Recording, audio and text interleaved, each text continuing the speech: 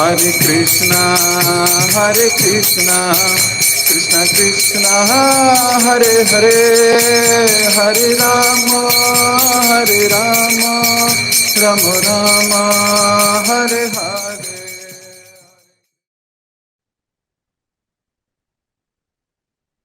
जय जय श्री चैतन्य, जय हो नित्यानंदा,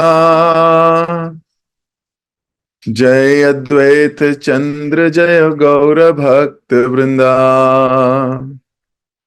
जय जय श्री चैतन्य, जय हो नित्यानंदा, जय अद्वैत चंद्र, जय गौर भक्त वृंदा। जय जय श्री चैतन्य, जय हो नित्यानंदा, जय अद्वैत चंद्र, जय गौर भक्त वृंदा। हरे कृष्ण।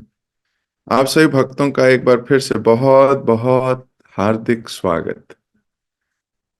हम पढ़ रहे हैं श्री चैतन्य भागवत, श्रील वृंदावन दास ठाकुर द्वारा रचित एक बड़ा अद्भुत, बड़ा रसीला, बड़ा ही परम पावक ग्रंथ। पिछली क्लास में हमने सुना किस प्रकार पद्मावती नदी के तट पर तपन मिश्र श्री गौर सुंदर को देख के बड़े आकर्षित हो गए। उनको दिव्य स्वप्न तो आ ही गया है कि इनके चरणों को पकड़ लो। अब जाके आत्मसमर्पण कर रहे हैं, महाप्रभु के श्री चरणों में गिरकर अपने आप को पूरी तरह समर्पित कर रहे हैं और आश्रय ले रहे हैं।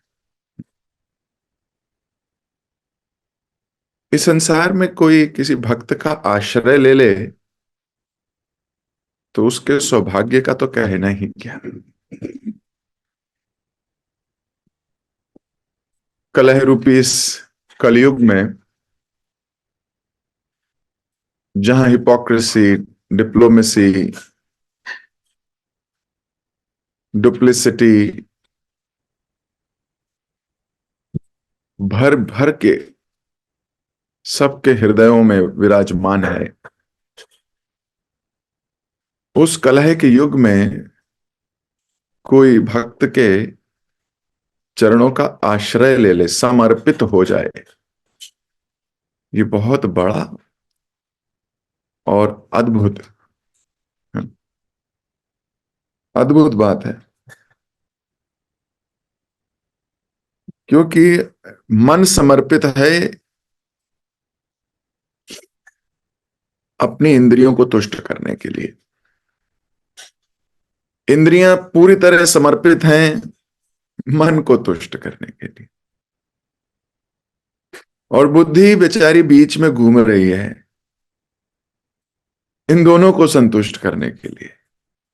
मन को या बुद्धि को, सॉरी, इंद्रियों को या मन को, इंद्रियों को मन को, मन को इंद्रियों को, यही संतुष्टि करने के लिए ये बुद्धि घूमती जा रही है। किसी तरीके से मैं संतुष्ट होना चाहिए, किसी तरीके से मुझे खुशी मिलनी चाहिए, किसी तरीके से मुझे करना चाहिए।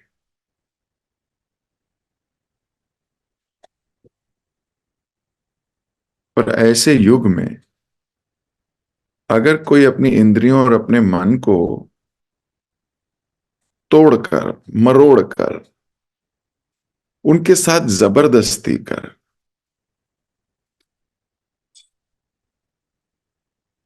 उनकी इच्छाओं की पूर्ति को छोड़कर किसी शुद्ध भक्त के चरणार बिंदु के ऊपर जाकर मतलब सम अर्पित कर दे, तो इससे बड़ा सौभाग्य क्या होगा, इससे बड़ा सौभाग्य क्या होगा। दोनों हाथों जोड़कर महाप्रभु के चरणों में प्रार्थना कर रहे हैं कि मुझे कोई ज्ञान नहीं है।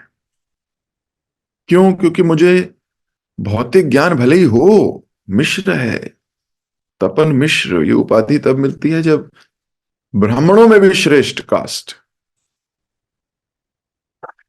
ब्राह्मणों के भी कई वर्ग हैं, उसमें भी मिश्र हाईएस्ट उपाधि के तौर पे। अब वो कह रहे हैं कि मेरे को ज्ञान है पर मुझे ज्ञान नहीं है, मुझे अपने जीवन का चरम लक्ष्य ही नहीं पता। मैं व्याकरण, न्याय, स्किल जानकर क्या करूंगा? इन सब चीजों का लाभ क्या है?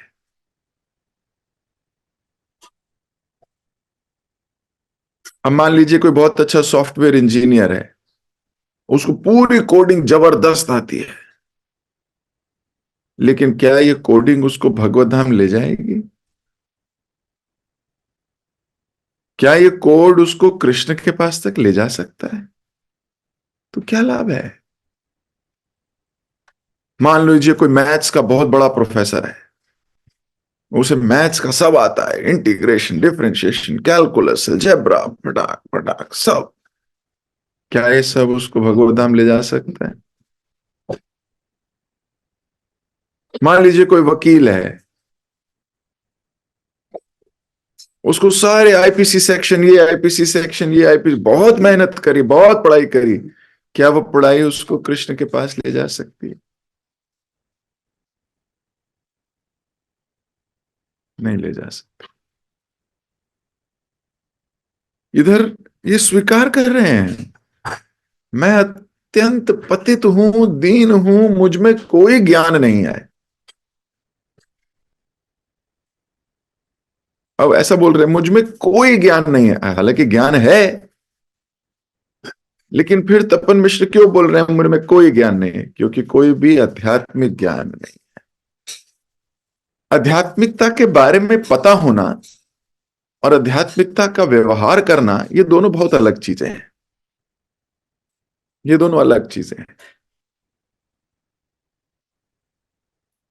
हमारी सोसाइटी जो कृष्ण कॉन्शियस सोसाइटी है, हम प्रभुपाद जी ने जो इस्कॉन बनाया, इसका कार्य है from information to transformation. Information नहीं है बस, ट्रांसफॉर्मेशन चाहिए। आपके व्यक्तित्व में बदलाव दिखना चाहिए। जब तक बदलाव नहीं आ रहा, इसका मतलब केवल इंफॉर्मेशन जा रही है। समय लगता है, कईयों को 20 साल, 15 साल, 25 साल।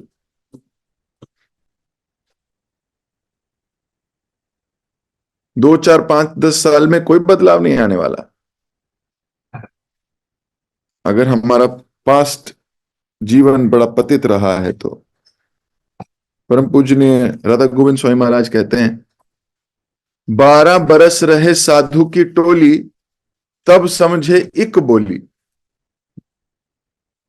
12 वर्ष तक अगर किसी साधु के साथ रहो तो उसकी एक बात समझ सकते हो। तो अभी तो 2 4 5 6 महीने, साल, 2 साल, 5 साल, 10 साल हुए, अभी कैसे पूरी बोली समझ लें उसकी? बड़ा मुश्किल है। लेकिन लगे रहना।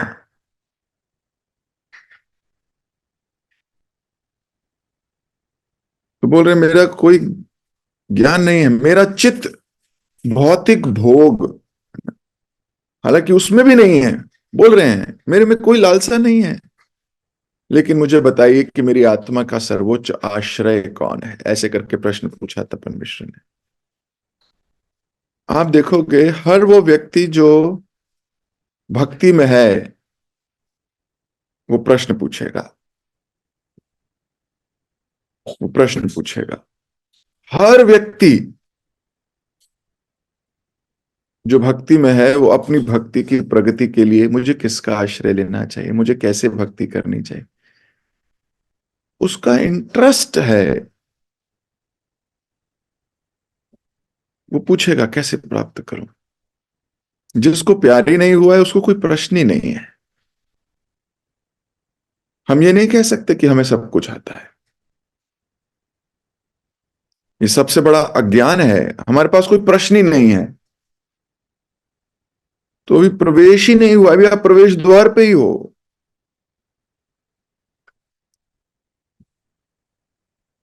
फिर प्रश्न तो वही पूछेगा जो गया है, जो जा रहा है, जो चल रहा है, जो चल ही नहीं रहा है, खड़ा है। वो क्या प्रश्न पूछेगा?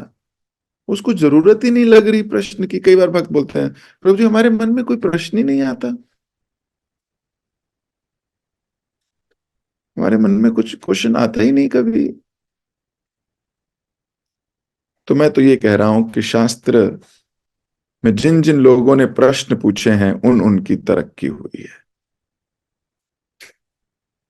जिन जिन भक्तों के हृदय में जिज्ञासा हुई है, वो भक्त आगे बढ़ा है। मुझे कैसे करना चाहिए, मुझे क्या छोड़ना चाहिए। पर थोड़े दिन पहले गुरु महाराज का कोट था, गुरु महाराज का लेक्चर चल रहा था। गुरु महाराज बोल भी रहे थे कि हमें अपने काउंसलर के पास जाके, अपने सीनियर भक्तों के पास जाके, अपने अध्यक्ष के पास जाके, अपने गुरु के पास जाके पूछना चाहिए कि हमें क्या त्यागना है। स्पेसिफिकली गुरु महाराज बोल रहे थे हमें अपने गुरु के पास जाके पूछना चाहिए कि हमें क्या त्यागना चाहिए, मुझे क्या त्यागना है भक्ति प्राप्त करने के लिए। आपको मेरे अंदर क्या दिखता है जिसको मैं छोड़ूं?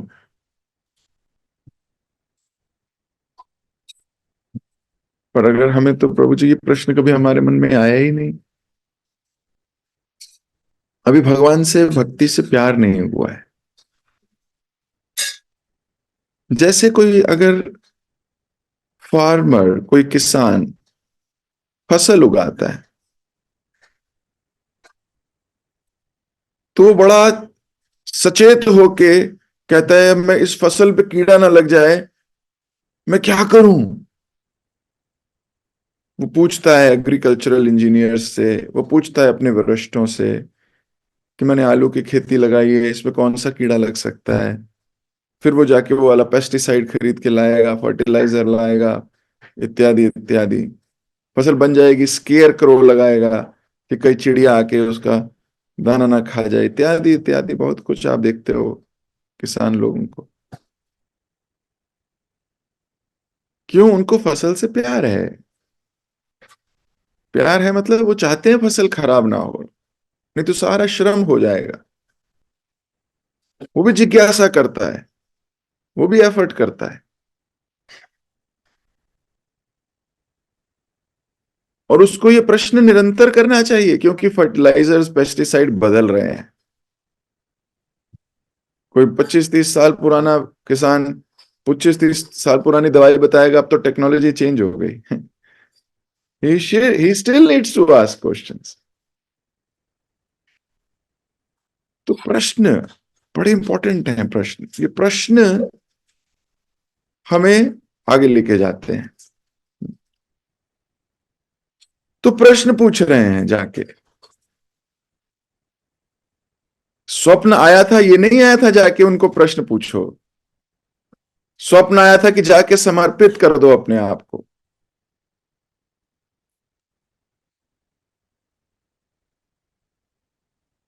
और यहां पर उन्होंने आके प्रश्न पूछा विनम्रता से, क्योंकि भगवत गीता में भगवान ने कहा प्रति प्रश्नेन सेवया।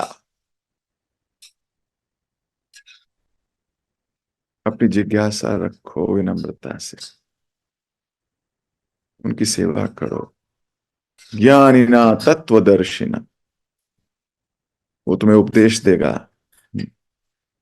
तो इन्होंने तो भगवत गीता का पालन किया। अब निमाई पंडित आगे कह रहे हैं। निमाई पंडित ने कहा, हे ब्राह्मण, तुम्हारे सौभाग्य का वर्णन भला कौन कर सकता है। तुम्हारे मन में श्री कृष्ण की सेवा करने की इच्छा ही सर्वाधिक पूर्ण मार्ग है। भगवान का भक्त बनना अत्यंत कठिन है। इसलिए भगवान प्रत्येक युग में अवतार लेकर उस युग की धर्म पद्धति की स्थापना करते हैं। पिछले द्वापर युग के अंत में भगवान श्री कृष्ण श्याम वर्ण लेकर प्रकट हुए थे। मानव समाज के उत्थान के लिए शास्त्रों में प्रत्येक युग के लिए एक विशिष्ट पद्धति का प्रावधान किया गया है। कलयुग के लिए भगवान श्री कृष्ण के पवित्र नामों के संकीर्तन की स्तुति की गई है।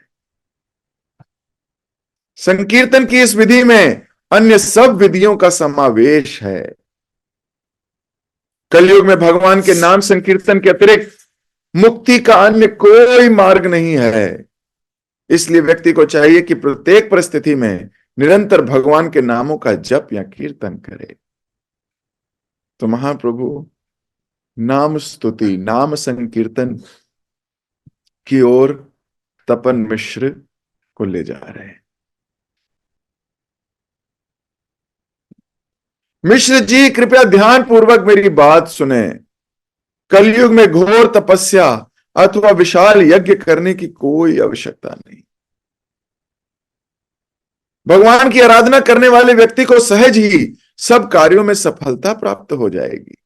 घर जाओ, दृढ़ श्रद्धा एवं अनन्य भाव से कृष्ण का भजन करो।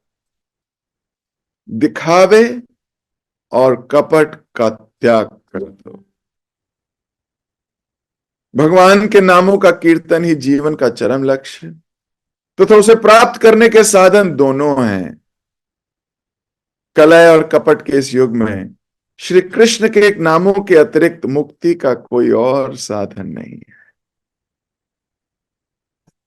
अब मैं तुम्हें वह हरे कृष्ण महामंत्र बताता हूं जो मुक्ति प्राप्त करने हेतु सर्वोच्च मंत्र है। यह भगवान के 16 नामों से बना है। हरे कृष्ण कृष्ण कृष्ण हरे हरे, हरे राम राम राम हरे हरे। सतत इस महामंत्र के जप एवं पूजन से तुम्हारा हृदय भगवत प्रेम की प्रथम लहर का अनुभव करके खिल उठेगा। धीरे धीरे तुम अपने हृदय में जीवन के चरम लक्ष्य तथा उसे प्राप्त करने के साधन इन दोनों विषयों की स्फूर्ति होगी। तो महाप्रभु ने आज रिवील किया, महाप्रभु ने रिवील किया हरे कृष्ण महामंत्र तपन मिश्र को। अब इससे पहले किसी को नहीं दिया, शुरुआत कर रहे हैं। धीरे धीरे अभी भगवान अपनी भगवत्ता का प्रदर्शन करने वाले। भगवान ने तपन मिश्र को ये मंत्र देकर, जो कलयुग का सर्वश्रेष्ठ मंत्र है, सारे मंत्र, अन्य सारे आराधना के जितने भी पार्ट्स एंड पार्सल्स हैं, वो इसी मंत्र के अंदर समावित हैं, इसी मंत्र में छिपे हुए हैं।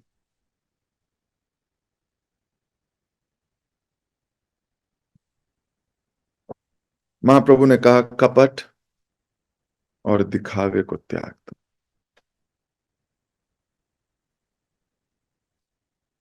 एक्चुअली में जो लोग दिखावा करते हैं वो बड़ी जल्दी थक जाते हैं। दिखावे का जीवन बड़ा कष्टप्रद है। मुखौटा पहन के रखना बड़ा मुश्किल काम है। दिखावे के लिए हम भक्त बनेंगे, बड़ा मुश्किल है। किसी ना किसी दिन मन करेगा भाई हो गया,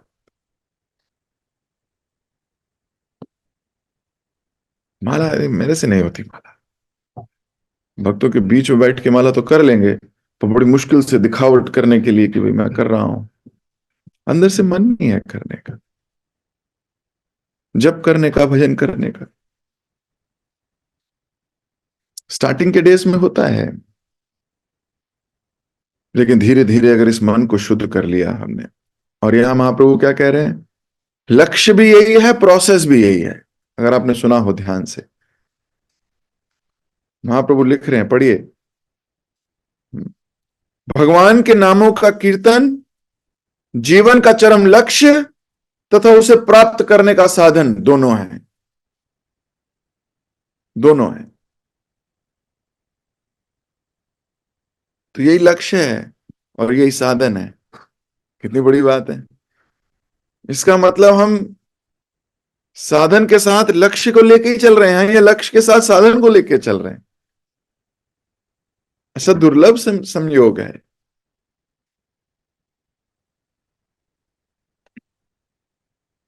तो महाप्रभु ने ये मंत्र दिया। ज्ञान से भरे निमाई के निर्देश को प्राप्त करके तपन मिश्र उनके चरण कमलों पर बारंबार प्रणाम करने लगे। तब उन्होंने कहा, हे प्रभु, मैं आपके साथ ही रहना चाहता हूं, कृपया मुझे इसकी अनुमति अनुमति दें। महाप्रभु ने उत्तर देते कहा, तुम तुरंत बनारस जाओ, मेरे अनुग्रह से वहां तुम्हें अपने जीवन के चरम लक्ष्य की प्राप्ति हो जाएगी। महाप्रभु ने उन्हें बनारस भेजा। इसके पीछे कोई कारण है जो आगे आने वाले चैप्टर्स में खुलेगा।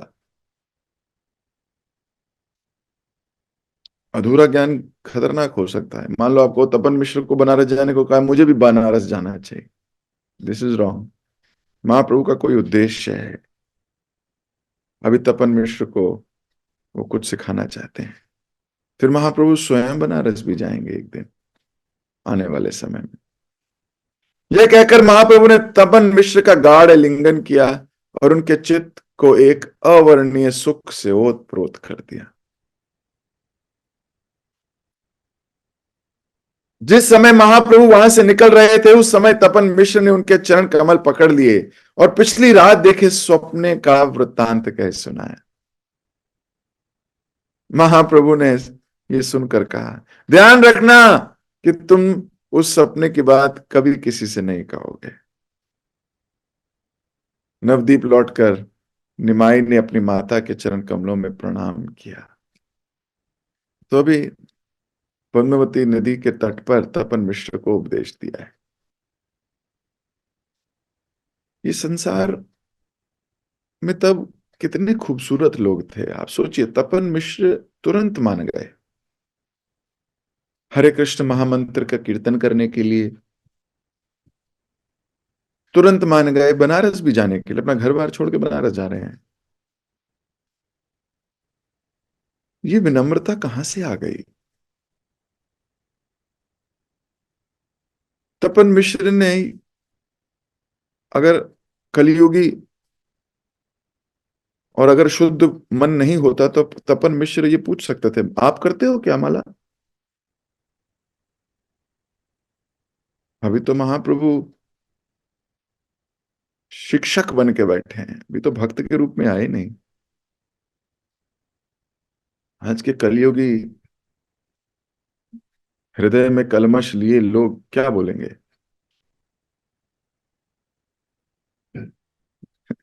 इसीलिए जो बोलेंगे वो शास्त्रों में है ही नहीं। इसीलिए तो तपन मिश्र का नाम है चैतन्य भागवत में। ऐसा नहीं, ऐसा बोलने वाले लोग थे नहीं तब वहां। उनका नाम नहीं है, निकल गए वो, बाहर हैं वो। उनका क्या काम? जिनका हृदय शुद्ध है वही चलेंगे, वही आएंगे भागवत में। आप श्रील प्रभुपाद लीलामृत पढ़िए। प्रभुपाद जी की लीलामृत में इतना सुंदर वर्णन है प्रभुपाद जी किस प्रकार अपने जीवन को जिए, किस प्रकार लीग ऑफ डिवोटीज बनाई, किस प्रकार आगे जाके इस्कॉन की स्थापना करी, कितने कष्ट में, कितने प्रोसेसेस में भी अविचलित भाव से। इसीलिए प्रभुपाद जी हैं। किस प्रकार प्रभुपाद जी के गुरु भाइयों ने,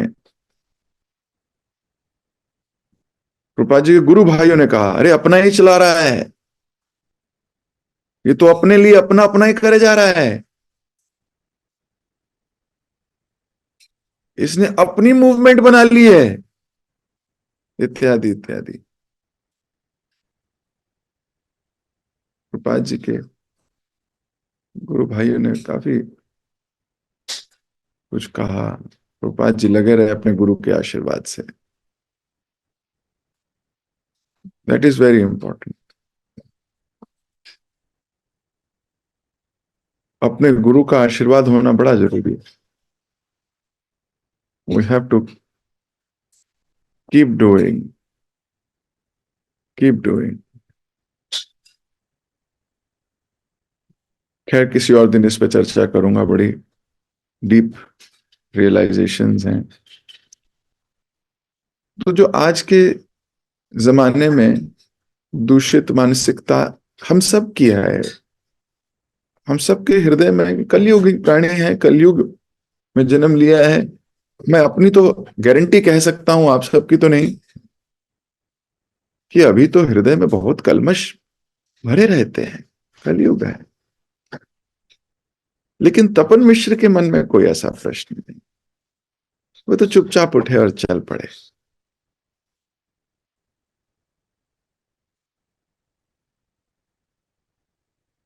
अभी महाप्रभु को पता नहीं है कि उनकी बीवी इस संसार से जा चुकी है। अभी तो पूर्वी बंगाल में ही है वो, अभी तो बांग्लादेश में ही है। आज महाप्रभु अभी लौट रहे हैं। लौटते वक्त तपन मिश्र से मुलाकात हुई। नवदीप लौटकर निमाई ने अपनी माता के चरण कमलों में प्रणाम किया। उन्हें पूर्वी बंगाल की यात्रा में जितने भी उपहार प्राप्त हुए थे, वे सब उन्होंने अपनी माता के सम्मुख रख दिए। निमाई अपने छात्रों के साथ गंगा स्नान के लिए निकल गए। सची माता का हृदय बुरी तरह व्यथित था, परंतु जैसे तैसे वे अपने पुत्र के लिए भोजन पकाने के लिए रसोई में चली गई। निमाई अपने शिष्यों के लिए गुरु के समान थे। गंगा मैया को बारंबार प्रणाम करने के बाद निमाई और उन सब छात्र एवं मित्र गंगा में क्रीड़ा करने लगे। घर लौटकर निमाई ने अपनी दैनिक पूजा पाठ की और भोजन लेने के लिए आसन पर बैठ गए।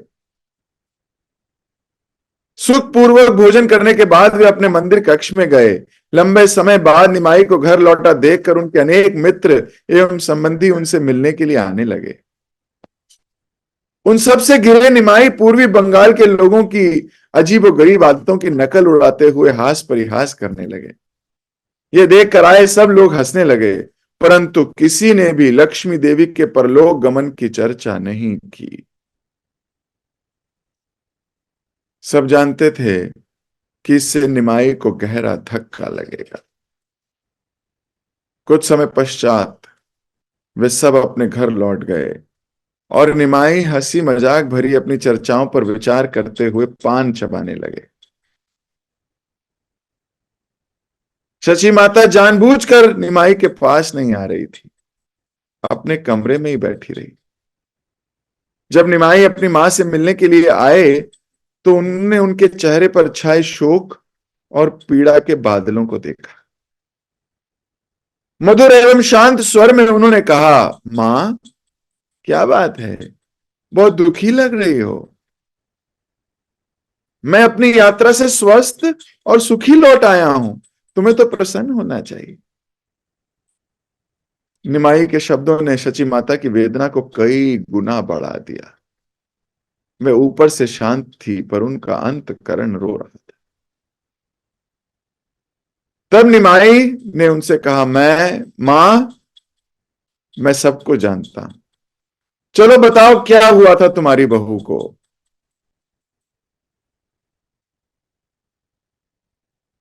सोचिए, निमाई ने कह दिया, मां, मैं सब कुछ जानता हूं। चलो बताओ, क्या हुआ था तुम्हारी बहू को। सारी कहानी सुनाने के लिए कुछ संबंधी आगे आ गए, परंतु श्री गौर हरि अपनी नित्य संगिनी श्री लक्ष्मी देवी के विरह में सिर झुकाए शांत बैठे रहे। यद्यपि वे परम भगवान हैं, समस्त वैदिक ज्ञान के स्तोत्र हैं, परंतु एक सामान्य मनुष्य के समान लीला करते हुए वे गहन शोक भावनाएं प्रकट करने लगे। कुछ समय बाद स्वयं को संभालते हुए निमाई पंडित बोले, शारीरिक आसक्ति के कारण हम किसी को अपना पति अथवा पत्नी मान बैठते हैं। अज्ञानता ही इस मोह का, संबंधों का मूल कारण है। मां, तुम इतनी दुखी क्यों हो रही हो। विधाता द्वारा लिखी इन बातों को टालने की शक्ति भला किसमें है। काल की गति अदम्य है, उसे कोई रोक नहीं सकता। इसलिए इस संसार के सारे संबंध अस्थाई हैं और क्षण भंगुर है। इस संपूर्ण सृष्टि के सारे कार्य परमेश्वर द्वारा नियंत्रित होते हैं। परमेश्वर के अतिरिक्त कौन है जो कभी लोगों को एक साथ लाता है और कभी उनको दूर कर देता है? जो कार्य परमेश्वर की अनुमति से हो रहा है उसमें दुखी होने का क्या कारण है? वह पत्नी सौभाग्यशाली है जो अपने पति के रहते परलोक चली जाती है। यही प्रमाण है कि तुम्हारी बहू अत्यंत पतिव्रता थी। इस प्रकार महाप्रभु के ज्ञान भरे शब्दों से अपनी माता के पीड़ित हृदय को सांत्वना देने का प्रयास किया। वास्तव में निमाई के मधुर वचन सुनकर वहां उपस्थित प्रत्येक व्यक्ति के हृदय में व्याप्त शोक के बादल छट गए। अगले दिन प्रातः महाप्रभु थोड़ा शीघ्र उठ गए। अपने सारे धार्मिक कार्य संपन्न करने के बाद उन्होंने अपनी माता को प्रणाम किया और अपने छात्रों को पढ़ाने निकल पड़े। प्रतिदिन प्रातः निमाई मुकुंद संजय के घर जाते और वहां दुर्गा मंडप के सामने बने आंगन में बैठ जाते। मुकुंद संजय पुरुषोत्तम दास के पुत्र तथा महाप्रभु के नित्य सेवक थे। एक एक करके निमाई पंडित के शिष्य कक्षा में आने लगते। कई बार महाप्रभु सिर में दर्द होने का बहाना करते और अपने सर में औषधि युक्त तेल लगाने का निर्देश देते। यदि निमाई किसी दिन किसी छात्र को बिना तिलक के देख लेते तो धर्म संस्थापक एवं धर्म पालन होने के नाते उस छात्र को डांटते। कई बार तो वह उस छात्र को इतना फटकारते कि वह जीवन में पुनः कभी तिलक लगाना नहीं भूलता। एक समय निमाई ने कहा, अरे भाई, तुम्हारे ललाट पर आज तिलक नहीं दिखाई देता, क्या कारण हुआ? शास्त्र कहते हैं कि जिस व्यक्ति के माथे पर तिलक नहीं होता वह शमशान भूमि के समान होता है। तुम्हारी इस उपेक्षा को देखकर मैं समझ सकता हूं कि आज तुम्हारा ब्रह्मत्व का ज्ञान एवं आचरण दोनों व्यर्थ हो गए हैं। घर जाओ, पुनः संध्या वंदन करो, तिलक लगाने के बाद ही यहां कक्षा में आना। जो कोई छात्र इस प्रकार गलती करता उसे महाप्रभु के कठोर शासन का सामना करना पड़ता। तो महाप्रभु तिलक को लेके भी बड़े कॉन्शियस है। हम सबको भी तिलक लगाना चाहिए। नित्य जो व्यक्ति तिलक लगाता है अपने शरीर पर, वो शरीर को भगवान का समझता है और भगवान के इस मंदिर में, क्योंकि भगवान हृदय में रहते हैं तो शरीर मंदिर है, तो वो इस मंदिर को सजाता है। तो हर भक्त को कोशिश करनी चाहिए उसके माथे के, उसके ललाट पर तिलक सुशोभित होना चाहिए। जिस प्रकार गवर्नमेंट बॉडी के ऊपर झंडा लगा होता है, बिल्डिंग के ऊपर झंडा लगा होता है जो बताता है कि ये बिल्डिंग गवर्नमेंट की है, हमारे मस्तिष्क पर ये तिलक लगा होता है जो बताता है ये शरीर भगवान का है।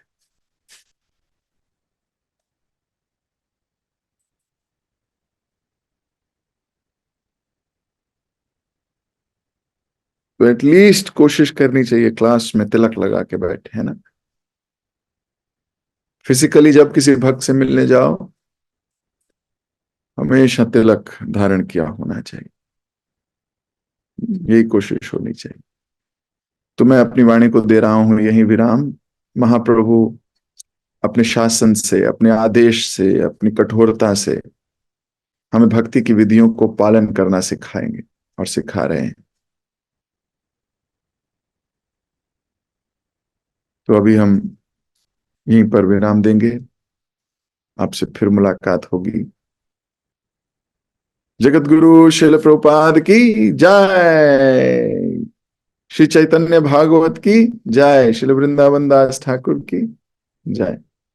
हरे कृष्ण।